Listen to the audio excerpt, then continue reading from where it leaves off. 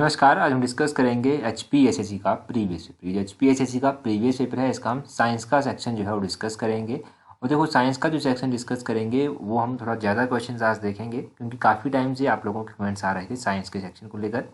कोशिश करेंगे कि एक अच्छा खासा रिविज़न यहाँ से आपका हो सके और आने वाले एग्जाम्स में आपको हेल्प मिल सके, जैसे कि पहले भी मिलती रही है। क्वेश्चन नंबर 1 देखिए, बोलते हैं गोबर गैस कंटेन्स मेनली, तो बोलते हैं गोबर गैस जो है वो मुख्यतः इसमें क्या होता है। तो गोबर गैस में मुख्यतः जो है वो मीथेन होती है। ऑप्शन ए जो है वो सही आंसर है। मीथेन जो है मुख्यतः गोबर गैस में पाई जाती है। और गोबर गैस से रिलेटेड ज़्यादा क्वेश्चन नहीं बनेंगे, एक आधा इसी तरह का क्वेश्चन बनेगा।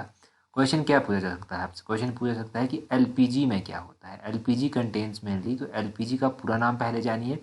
इसका पूरा नाम होता है liquid petroleum gas.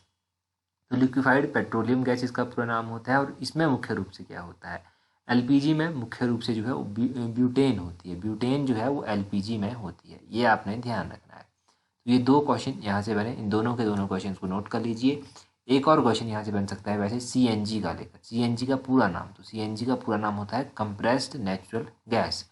LPG CNG का पूरा नाम। एलपीजी में कौन सी गैस होती है और गोबर गैस में कौन सी गैस होती है, ठीक है, इसको आप ध्यान रखिए। अगला क्वेश्चन है which is not known as greenhouse gas. तो इनमें से कौन सी जो है वो ग्रीन हाउस गैस नहीं है। देखो ग्रीन हाउस गैसेस की बात करें तो नाइट्रस ऑक्साइड जो है वो ग्रीन हाउस गैस में नहीं आती है। ऑप्शन सी जो है वो सही आंसर है। तो ग्रीन हाउस गैस में कौन कौन सी गैसेज जो है वो मुख्य रूप से आती हैं। तो ग्रीन हाउस गैस में जो है वो मुख्य रूप से कार्बन डाइऑक्साइड आती है, मीथेन आती है, क्लोरोफ्लोरोकार्बन आती है। इसके अलावा ओजोन गैस, जिसको O3 भी कहते हैं, वो भी जो है वो ग्रीन हाउस गैसेज में आती है। अगर मैं आंसर की बात करूं तो आंसर मैं फाइनल आंसर की के अकॉर्डिंग ही बता रहा हूं।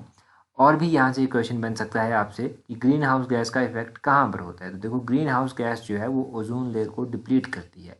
अब ओजोन लेयर को ये डिप्लीट करती है, तो ओजोन जो है वो ओजोन लेयर जो है आपकी वो ओजोन से बनता है ओजोन लेयर। तो ओजोन लेयर जो है वो आपकी कौन सी स्पीयर में प्रेजेंट होती है, तो ओजोन लेयर जो है वो स्ट्रेटोस्फीयर में प्रेजेंट होती है। आपको पता है एटमॉस्फेयर की अलग अलग लेयर्स हैं, ट्रोपोस्फीयर, स्ट्रेटोस्फीयर, मेसोस्फीयर, आइनो, एक्सो। तो ये सारी हैं, इसमें स्ट्रेटोस्फीयर में जो है वो ओजोन लेयर होती है। अगला क्वेश्चन देखते हैं। अगले क्वेश्चन में क्या बोलते हैं which of the following rays are most penetrating. तो बोलते हैं इनमें से कौन सी किरण जो है वो सबसे अधिक भेदक होती है। मोस्ट पेनिट्रेटिंग रेज जो होती है वो होती है गामा रेज। ऑप्शन सी जो है वो सही आंसर है। गामा को इस तरह से रिप्रेजेंट किया जाता है, गामा रेज आपने ध्यान रखना है कि गामा रेज जो है मोस्ट पेनिट्रेटिंग होती हैं। अब यहाँ पर एक्सरेज भी दिया गया है, तो एक्सरेज की डिस्कवरी किसने की थी? तो एक्सरेज की डिस्कवरी की थी डब्ल्यू के रोइंटेंजन ने। तो आपने डब्ल्यू के रोइंटेंजन का नाम याद रखना है कि इसने एक्सरेज की डिस्कवरी की थी। ये क्वेश्चन भी पूछा गया है। अगला क्वेश्चन देखिए, बोलते हैं रेयन इज केमिकली। तो रेयन को जो है वो रासायनिक रूप से जाना जाता है किस नाम से? रेयन को जो रासायनिक रूप से जाना जाता है वो सेलुलोज के नाम से जाना जाता है। ऑप्शन सी जो है वो सही आंसर है। कई बार पूछा जाता है कि सेलुलोज क्या है। तो सेलुलोज आपने ध्यान रखना है कि सेलुलोज जो है ये कार्बोहाइड्रेट है। ऑप्शंस भी आपके पास दिया होगा जैसे कि मिनरल, प्रोटीन, फैट्स। तो सेलुलोज जो है वो क्या है? ये कार्बोहाइड्रेट है। और प्योर सेलुलोज जो है वो कहाँ से प्राप्त होता है? तो प्योर सेलुलोज जो है वो आपको कॉटन फाइबर से जो है वो मिल जाएगा। ये भी आप ध्यान रखिए। तो 3 क्वेश्चन बने, इन तीनों के तीनों क्वेश्चन को ध्यान रखिए। आगे बोलते हैं the most efficient engine is. तो मोस्ट एफिशिएंट, इनके सबसे अधिक दक्ष इंजन इनमें से कौन सा है? मोस्ट एफिशिएंट इंजन है इलेक्ट्रिक इंजन। ऑप्शन सी जो है वो सही आंसर है। ये मोस्ट एफिशिएंट इंजन होता है। तो इंजन से ज़्यादा क्वेश्चन बनते भी नहीं हैं। अगला क्वेश्चन देखिए, क्वेश्चन नंबर 6। क्वेश्चन नंबर 6 में बोलते हैं इंसुलिन इज सेक्रेटेड बाय। तो ये क्वेश्चन बहुत बार पूछा गया है अलग अलग एग्जाम्स में। इंसुलिन जो है ये किसके द्वारा स्वावित किया जाता है? तो इंसुलिन सेक्रेट किया जाता है किसके द्वारा? पेनक्रियास के द्वारा। इंसुलिन जो है वो सेक्रेट किया जाता है पेनक्रियास के द्वारा, ये आप ध्यान रखिए। इसी तरह का क्वेश्चन बनता है कि बाइल बाइल जो है, बाइल किसके द्वारा प्रोड्यूस किया जाता है? Bile is produced by. तो बाइल जो है वो लीवर के द्वारा जो है वो प्रोड्यूस किया जाता है। बाइल का भी आपने साथ में ध्यान रखना है, बाइल लीवर और इंसुलिन पेनक्रियास। तो 7वें नंबर का क्वेश्चन देखिए, बोलते हैं the weight of an average human male brain is about. Most important question, बोलते हैं एक औसत जो नर मनुष्य होता है उसके मस्तिष्क का वजन कितना होता है? उसके मस्तिष्क का वजन जो है वो होता है 1350 ग्राम। ऑप्शन बी जो है वो सही आंसर है 7वें नंबर क्वेश्चन का। ब्रेन से रिलेटेड क्या क्या क्वेश्चन बन सकते? क्वेश्चन बन जाता है कि largest part of human brain जो है वो कौन सा होता है? ह्यूमन ब्रेन का लार्जेस्ट पार्ट होता है सेरिब्रम, तो सेरिब्रम आपने ध्यान रखना है, largest part of human brain. तो ये 2 क्वेश्चन आप यहाँ से भी ध्यान रखिए। अगला है 8वें नंबर का क्वेश्चन, बोलते हैं change of the colour of the skin is observed in, तो बोलते हैं त्वचा के रंग में परिवर्तन में अवलोकित किया जाता है। तो ये किस में अवलोकित किया जाता है? देखो, change of the colour of skin is observed in, ये किस में किया जाता है? आपको पता है, गिरगिट में किया जाता है। ऑप्शन डी जो है वो सही आंसर है। यहाँ से ज़्यादा क्वेश्चन बनेंगे भी नहीं, बस यही क्वेश्चन बना। 9 नंबर क्वेश्चन देखिए, बोलते हैं nitrogen is utilised by the plant in the form of, तो बोलते हैं नाइट्रोजन जो है वो किसके रूप में जो है वो प्लांट्स के द्वारा यूज़ की जाती है? तो ये की जाती है नाइट्रेट के रूप में। ऑप्शन ए जो है वो सही आंसर है। क्वेश्चन क्या बनता है? प्लांट से रिलेटेड क्वेश्चन बन सकता है कि साइंटिफिक स्टडी ऑफ प्लांट क्या कहलाती है? साइंटिफिक स्टडी ऑफ प्लांट को बॉटनी कहते हैं। बॉटनी किसको कहते हैं? साइंटिफिक स्टडी ऑफ प्लांट्स को कहते हैं। और प्लांट्स में जो एक्सचेंज ऑफ गैसेज होती हैं वो किसके थ्रू होती हैं या फिर कहाँ पर होती हैं? तो ये होती हैं स्टोमेटा के थ्रू। स्टोमेटा के थ्रू जो है ये एक्सचेंज ऑफ गैसेज होती हैं प्लांट्स में। तो स्टोमेटा आपने ज़रूर ध्यान रखना है। क्वेश्चन नंबर 10 देखिए। 10 में बोलते हैं the disease trachoma is related to, तो बोलते हैं ट्रैकोमा बीमारी जो है वो किससे संबंधित है? तो ट्रैकोमा बीमारी जो है वो किससे संबंधित है? ये संबंधित है आपकी आई से। ऑप्शन ए जो है वो सही आंसर है। आई से रिलेटेड है ये बीमारी। और आइज में कौन कौन से डिफेक्ट होते हैं? मायोपिया होता है, हाइपरमेट्रोपिया होता है, एस्टिग्मेटिज्म होता है। मायोपिया होता है, ये नियर साइटनेस होती है। और हाइपरमेट्रोपिया जो है ये फार साइटेडनेस होती है। और एस्टिग्मेटेशन जो है ये क्या होता है? इसमें भी देखो, आइज का जो कर्वेचर होता है उसमें थोड़ा सा फर्क आ जाता है, या फिर आप कह सकते हैं कि जो कॉर्निया होता है वो इरेगुलर हो जाता है, इसमें इमेजेस जो है वो क्लियर नहीं दिखाई देती। आपने मायोपिया में ध्यान रखना है कि मायोपिया में क्या होता है, दूर की जो चीज़ें होती हैं वो ब्लर दिखाई देती हैं या फिर दिखाई नहीं देती। इसको ठीक करने के लिए कनकेव लेंस जो है वो इस्तेमाल किया जाता है। और हाइपरमेट्रोपिया जो है ये फार साइटनेस है, इसमें नज़दीक की चीज़ें जो है वो सही नहीं दिखाई देती। कन्वेक्स लेंस इसके लिए इस्तेमाल किया जाता है। और बाकी आपका एस्टिग्मेटिज्म जो है इसमें आपका सिलिंड्रिकल लेंस जो है वो इस्तेमाल किया जाता है ठीक करने के लिए। क्वेश्चन नंबर 11 देखिए, बोलते हैं which test helps in diagnosis of cancer, तो कैंसर का डायग्नोसिस करना हो तो कौन सा टेस्ट इनमें से जो है वो इस्तेमाल किया जाता है, या फिर कौन सा जो टेस्ट होता है उसकी सहायता ली जाती है? तो आपको पता होना चाहिए कि बायोप्सी टेस्ट जो है वो यूज़ होता है। बायोप्सी टेस्ट ऑप्शन डी जो है वो सही आंसर है। ये होता है कैंसर के लिए। और कैंसर की ट्रीटमेंट के लिए जो है वो कोबाल्ट 60 का इस्तेमाल होता है। कोबाल्ट 60 आपने ध्यान रखना है, कोबाल्ट 60 जो है वो इस्तेमाल होता है।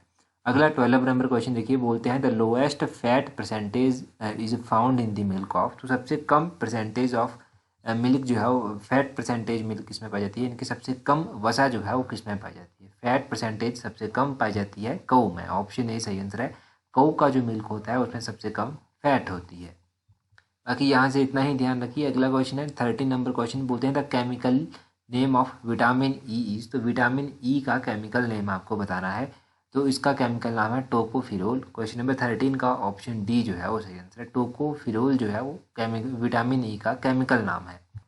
अच्छा, अब आपने विटामिन और उनके केमिकल नेम आपने ध्यान रखने हैं। तो विटामिन ए का केमिकल नाम रेटिनल है। विटामिन डी का केमिकल नाम कॉलीकैल्सिफिरोल है। और विटामिन ई का केमिकल नाम आपको पता चला टोकोफिरोल है। विटामिन के का केमिकल नाम फिलोकिनन है। और विटामिन B1 का केमिकल नाम थायामीन है। विटामिन B2 का केमिकल नाम जो है वो राइबोफ्लेविन है। विटामिन B2 का है ये। विटामिन B3 का केमिकल नाम नायसिन है। विटामिन B5 का केमिकल नाम पैंथेनोइक एसिड है। विटामिन B6 का पायरोडोक्सिन है। विटामिन B7 का बायोटिन है। और विटामिन B12 का जो है वो साइनोकोबाल्मिन है। तो ये विटामिन B12 का है। विटामिन B12 का ये केमिकल नाम है।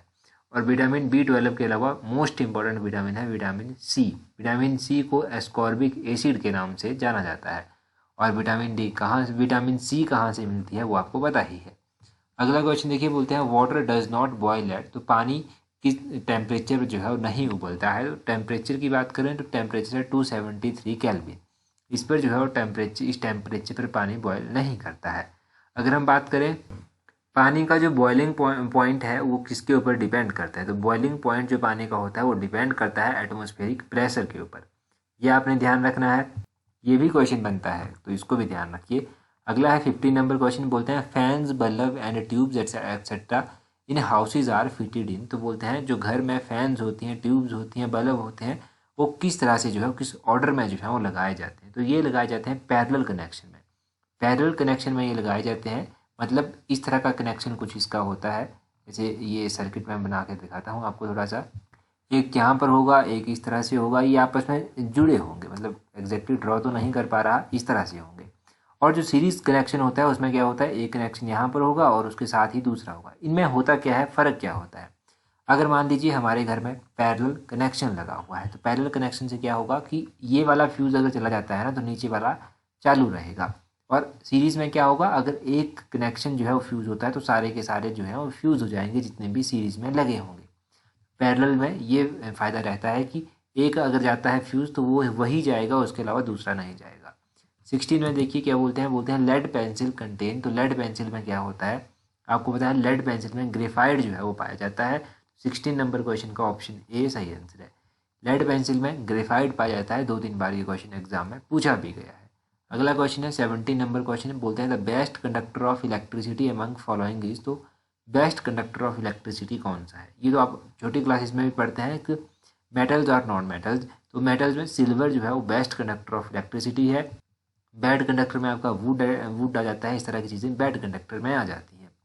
18 नंबर क्वेश्चन में बोलते हैं the metal used for making aircraft and rocket is. तो एयरक्राफ्ट और रॉकेट बनाने के लिए जो है वो कौन सी मेटल इस्तेमाल की जाती है, तो एल्यूमिनियम मेटल जो है वो इस्तेमाल की जाती है।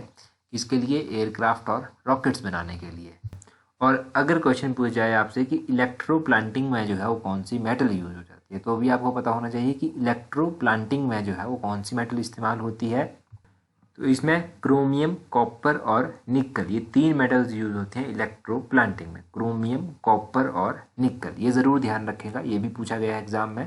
आगे बोलते हैं light reaches from sun, light from the sun reaches us in nearly. तो बोलते हैं सूर्य से प्रकाश हम तक लगभग कितने समय में पहुंच जाता है। सूर्य से प्रकाश हम तक पहुंचने में कितना समय लगा देता है, लगभग अप्रॉक्सीमेटली 8 मिनट जो है वो लगा देता है। तो ये आपने ध्यान रखना है कि 8 मिनट के आसपास ये टाइम लगा देता है।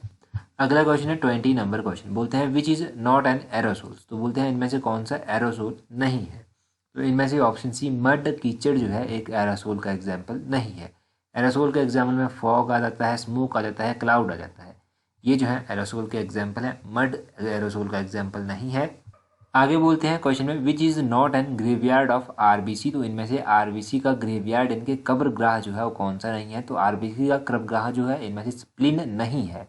ऑप्शन सी सही आंसर है। आरबीसी का पूरा नाम क्या होता है, आरबीसी का पूरा नाम होता है रेड ब्लड कॉर्पुसल। तो रेड प्लस कॉर्पुसल जो है इसका पूरा नाम होता है, ये आपने ध्यान रखना है। कई बार इसको रेड ब्लड सेल भी लिखा जाता है, तो रेड ब्लड सेल भी ध्यान रख लीजिए। उसी तरह डब्ल्यूबीसी भी होता है, इसका वाइट ब्लड सेल जो है वो होता है। डब्ल्यूबीसी आरबीसी दोनों ध्यान रखिए। 144 में बोलते हैं विच बर्ड हैज़ वेब्ड फीट। तो बोलते हैं कौन से पक्षी के पाँव जो है जालयुक्त होते हैं। तो आपने डक अगर देखी होगी, डक के पैर जो है वो जालयुक्त होते हैं। बतख, ऑप्शन बी जो है वो सही आंसर है। 145 क्वेश्चन देखिए, बोलते हैं nights are cooler in desert because. तो डिजर्ट यानी कि रेगिस्तान में जो है, मरुस्थल में जो है वो रात्रि शीतल होती है। क्यों, क्योंकि इसके पीछे क्या कारण है, इसके पीछे कारण है sand radiates heat more quickly as compared to earth. Option C जो है वो सही आंसर है। धरती की तुलना में सैंड यानी कि मिट्टी जो है वो अधिक तेज़ी से ऊष्मा जो है वो विकिरण करती है, ये रेडिएट करती है जल्दी हीट को, ये ध्यान रखना है आपने। 146 देखिए, बोलते हैं लिक्विड इज करेक्टराइज्ड बाय। तो लिक्विड जो है, तरल जो है, इसकी क्या विशेषता है। तरल की विशेषता है option D fixed volume and low compressibility, नियत आयतन और नियमन संपीड़नता। तो ये इसकी जो है वो क्या है, ये इसकी कैरेक्टरिस्टिक्स है। आगे आप हिंदी इंग्लिश के कुछ क्वेश्चन देख लीजिए। उससे पहले क्वेश्चन का आंसर आप मुझे कमेंट करके बताइए। Brass is an alloy of. तो ब्रास किस किस की मिश्र धातु है, ब्रास किसका एलॉय है, ये आप जल्दी से कमेंट करके बता दीजिए। क्वेश्चन है इंग्लिश का 164 क्वेश्चन, बोलते हैं a great writer adopts a style appropriate dash is subject. तो इसका होगा 164 का जो सही आंसर होगा वो होगा आपके पास ऑप्शन डी 2। ये होगा इसका, the great writer adopts a style appropriate to his subject. 165 देखिए, बोलते हैं एंटोनियम बताना है एक्लेमेशन का आपको। एक्लेमेशन होता है अभिनंदन करना। अभिनंदन ये होता है, तो इसका जो एंटोनिम मीनिंग के अपोजिट मीनिंग होगा वो होगा डिनंसिएशन। ऑप्शन ए जो है वो सही आंसर है। डिनंसिएशन मतलब निंदा करना, तो निंदा इसका होगा। आगे है वन वर्ड सब्स्टिट्यूशन। बोलते हैं a government run by dictator. Dictator के द्वारा जो सरकार चलाई जाती है उसको क्या कहेंगे, उसको कहेंगे आप ऑटोक्रेसी, उसको बोला जाएगा। ऑप्शन बी ऑटोक्रेसी जो है वो सही आंसर है। आगे देखिए, आगे है पाँव में बेड़ी पड़ना। इस मुहावरे का अर्थ आपको बताना है। तो पाँव में बेड़ी पड़ना का अर्थ होता है गृहस्थ में हो जाना, गृहस्थ हो जाना इसका मतलब होता है। 168 है संधि विच्छेद। तो यहाँ पर अभ्यस्त दिया गया है, अभ्यस्त का संधि विच्छेद आपको बताना है। 168 का ऑप्शन सी अभि प्लस अस्त जो है वो सही आंसर होगा। ऑप्शन सी सही आंसर है। 169 है अज्ञान में कौन सा समास है। तो अज्ञान में तत्पुरुष समास आएगा। ऑप्शन बी जो है वो सही आंसर है। आगे है धमक में कौन सा प्रत्यय है। तो धमक में प्रत्यय बताना है, इसमें क प्रत्यय जो है वो आएगा। ऑप्शन डी जो है वो सही आंसर है, क प्रत्यय इसमें आएगा। और रहती है बात टेलीग्राम की, तो टेलीग्राम पर अगर आपने अभी भी हमें ज्वाइन नहीं किया है तो टेलीग्राम पर ज्वाइन करने के लिए अपना टेलीग्राम ओपन कीजिए। वहाँ से इस तरह से सर्च कीजिए @allexam31। टेलीग्राम पर आपको इंपॉर्टेंट क्विज़ मिल जाएंगे, इंपॉर्टेंट जीके पीडीएफ हर एक चीज़ वहाँ पर मिल जाएगी। क्वेश्चन पेपर की पीडीएफ्स भी वहाँ पर आपको मिल जाएंगी। तो आज की वीडियो में इतना ही काफ़ी है। So that's all for today. Thank you very much for watching and listening it very patiently.